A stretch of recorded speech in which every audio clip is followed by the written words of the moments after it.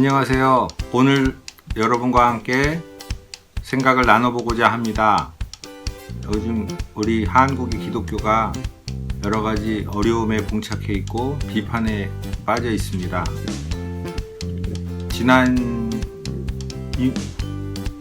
제 아내 목사가 기독교와 목욕탕이라는 그런 에피소드를 가지고 여러분과 함께 나눠봤죠. 왜 기독교인이 행동이 부응하지 못하는가, 그리고 오히려 교회 다니지 않은 사람들이 더 착한 삶을 사는가, 이런 것에 대한 얘기를 했습니다. 지금 현재 한국의 기독교의 문제 중에 하나는 기독교인들이 많은 좋은 일을 하고 있음에도 불구하고 많은 부분에 있어서 기독교인들이 신앙과 행동이 일치하지 않는다고 비춰지는 데 있습니다. 그렇게 많은 사람들이 그렇게 생각하고 있는 것이죠. 그래서 그런 것들이 참 안타까움으로 다가오고 있습니다. 그래서 이런 주제를 가지고 이야기해 보고자 합니다. 원래 기독교는 예수를 믿음으로 구원을 얻는다고 합니다. 그래서 예수 믿으면 구원을 얻는다. 이것의 의미가 굉장히 깊은 의미임에도 불구하고 그렇게 깊이 생각하지 않고 예수만 믿으면 그걸로 모든 것이 끝나는 것이라 생각하면서 예수 믿으면 지금까지에 지었던 모든 잘못된 것들, 그런 것들도 예수 안에서 용서가 되고, 또 앞으로 믿을 것도 다 앞으로 행해지는 죄악도 용서가 돼서 죽을 때까지 그런 면죄부가 찍혀지는 것 같은 그런 생각 속에서 기독교를 믿음의 종교로 생각하는 경우가 많이 있는 것으로 생각됩니다. 기독교는 근본적으로 믿음의 종교입니다. 믿어서 구원을 얻는 종교입니다. 하지만 그 믿음이라는 것은 지적으로 예수를 믿고 주로 시인하는 입으로만 되는 것만을 의미하지는 않습니다. 그것이 삶의 자리로 연결이 되어야 진정한 믿음이라는 것을 성서는 가르치고 있습니다. 다른 종교, 특히 불교나 그리고 캐톨릭 같은 경우는 행함이 반드시 구원에 포함되어 있는 것처럼 가르치고 있습니다. 기독교는 믿음에 의한 것을 가르칩니다. 왜냐하면 하나님이 일방적으로 우리가 죽을 수밖에 없고, 우리가 태어나서 근본적으로 죄의 문제를 가지고 태어난, 기독교에서는 이런 걸 원죄라 그러죠. 그리고 태어나서부터 근본적으로 죄 가운데 살 수밖에 없는 그러한 인간이 자신의 죽음의 문제를 극복하고 죄의 문제를 극복할 수 없다고 말합니다. 그래서 이런 것을 극복해 줄 수 있는 것은 오로지 예수 그리스도의 십자가상에서의 은혜에 의한 죽음, 그것을 믿고 또 그렇게 예수님으로부터 그런 구원함을 일방적으로 하나님이 예수를 통해서 우리에게 일방적인 구원을 선물로 주신다는 것을 가르치고 있습니다. 그래서 인간이 아무리 깨끗이 행하고 아무리 잘 행하고 예수님처럼 행한다고 해서 그것으로 인해서 구원받는 것이 아니라는 것을 성서는 가르치고 있습니다. 그래서 믿음으로 구원받는다는 것이 기독교의 믿음입니다. 그런데 그것으로 끝나는 것이 아닙니다. 왜냐하면 예수를 믿는다고 한다는 것은 바로 예수를 믿으면 바로 행함의 변화가 오게 마련이기 때문입니다. 그래서 예수 믿는다고 하면서 실제적인 삶은 변하지 않는다면 그것은 진정한 믿음이 아니라고 볼 수가 있는 것이죠. 저와 여러분은 어떠한 삶을 살고 계십니까? 예수를 믿는다고 하면서 삶이 변하지 않고 내 마음대로 살고 내 욕심대로 살고 내 충동대로 산다는 것은 올바른 기독교의 믿음이 아닙니다. 겉껍데기의 믿음에 불과한 것입니다. 그래서 예수를 믿으면 나의 말과 나의 감정과 나의 행동이 근본적으로 변하게 되어 있습니다. 그래서 성서는 믿음을 어떻게 볼 수 있느냐, 믿음이 있는지 없는지 어떻게 알 수 있느냐 라는 것에 대해서 열매를 보고 판단할 수 있다고 말씀하고 있습니다.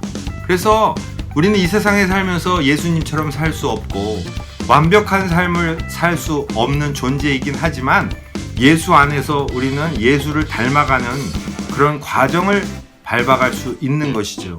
근데 이런 과정이 없이 예수님의 오른편에 있던 구원받은 강도가 죽기 전에 예수 믿고 믿는다, 나도 낙원에 같이 있겠다고 했다고 해서 낙원 간 거 그것만을 생각하면서 내 삶은 아무렇게나 살아도 된다라는 착각에 빠져서는 안 되는 것입니다. 그래서 우리는 오늘의 삶과 내일의 삶, 어제의 삶보다 나은 오늘의 삶, 오늘의 삶보다 나은 내일의 삶, 작년보다 나은 금년의 삶, 금년보다 나은 내년의 삶이 우리의 모델이 되신 예수를 통해서 나타나야 하는 것이죠. 물론 예수님처럼 우리는 살아낼 수 없는 존재입니다. 하지만 하나님의 은혜 가운데, 성령의 은혜 가운데 그렇게 변화되어 나가야 합니다. 그래서 세상 사람들보다 더 높은 수준의 도덕성을 보여야 합니다. 물론 도덕성이라는 것을 구원을, 도덕성, 착한 행동, 선행이 구원을 의미하지 않습니다. 하지만 예수 믿으면서 진정으로 성령의 은혜에 의해서 구원받은 사람은 반드시 행함으로 또 선행으로 열매를 드러내게 되어 있습니다. 이러한 선행, 그런 믿음과 생각과 그리고 행함이 일치되는 그런 기독교의 올바른 모습이 우리 기독교 가운데 회복되어졌으면 좋겠습니다. 우리나라의 기독교에도 처음에 초대교회에 있어서는 기독교가 비록 아주 소수인 시절에 있어서도 기독교인은 거짓말을 하지 않는다. 기독교인은 성실하다. 믿을만하다. 라는 신뢰감을 주었습니다. 그렇지만 지금은 신뢰감을 그렇게 주지 않는 것 같습니다.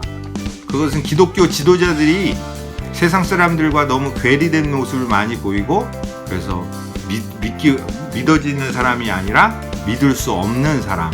그래서 교회 안에서 이야기되는 것과 교회 바깥에서 이야기되는 것이 너무 다른, 교회 안에서의 행동과 교회 바깥에서의 행동이 너무 달라지는 것을 우리가 볼 수 있습니다. 그래서 교회 안에서는 굉장히 거룩하게 살면서 교회 밖으로 나와서 일주일 내내의 삶은 세상 사람들과 그리 차별이 없는, 그리고 자기네 교인들끼리만 잘 모여서 노는 이러한 것을 봅니다. 목욕탕 에피소드에서도 보여지듯이 권사님 하면서 교인들은 잘 뭉치고 있지만 세상 사람들에게는 그렇지 않은 그러한 끼리끼리 의식이 너무 만연되어 있는가 우리는 반성해야 될 것 같습니다. 그래서 우리의 삶은 진정 세상에서의 삶이 먼저 깨끗하게 예수님 닮아가는 그러한 삶을 산 끝에, 그렇게 노력하는 삶 끝에 주일에 그리고 공적인 예배를 통해서 하나님 앞에 내가 이렇게 살았지만 부족합니다. 정말 우리가 죄인인 것을 다시 고백하는 그런 것으로 우리가 변화되어야 합니다. 우리의 삶은 주일의 삶만이 중요한 것이 아니라 일주일 내내의 삶이 더 중요할 수 있다는 것을 생각해야 합니다. 교회에서의 삶 중요하지만 우리 일상의 삶, 직장에서의 삶, 일터에서의 삶, 그리고 가정에서의 삶이 일치되는 삶을 살아야 하겠습니다. 그렇게 될 때 우리 기독교가 회복될 수 있으리라 생각합니다. 그래서 이런 말씀 한 100년 전에 기독교의 선각자였던 목사님이 또 이런 말씀을 남기셨습니다. 한번 읽어보겠습니다. 세인도 속지 않거든 세상 사람들도 속지 않거든 하물며 전지하신 모든 것을 아시는 하나님을 속일 수 있으랴. 하나님은 이론만 하는 사람보다 실행하는 자를 애하시나니 사랑하시나니 이론만은 가식이요 가짜요 실행은 진실이미니 가식적 의인의 기도는 구원의 실 열매를 거두지 못하되 진실적 세리의 기도는 구원의 산 운동이 됨을 예수께서 하시지 아니하셨나이까 라는 말을 남겼습니다. 우리의 삶이 진정으로 예수 믿고 변화되고 열매 맺는 삶을 살아갈 때 나 한 사람, 그리고 한 기독교인, 또 한 기독교인, 이것이 그런 거대한 물결을 흐르게 될 때 우리는 기독교, 한국 기도의 초창기에 있었던 빛과 소금의 역할을 되찾고 진정으로 칭찬받고 이 세상의 변혁에 앞장서는, 그래서 이 썩어져가는 세상에 진정한 빛과 소금의 역할을 감당하는 그러한 모습을 되찾을 수 있습니다. 바로 우리의 믿음과 우리의 진정한 삶이 일치될 때 우리는 그러한 일을 성령의 은혜 가운데 반드시 성취해내리라 믿습니다. 오늘은 우리 신앙과 삶의 일치에 대해서 같이 생각했습니다.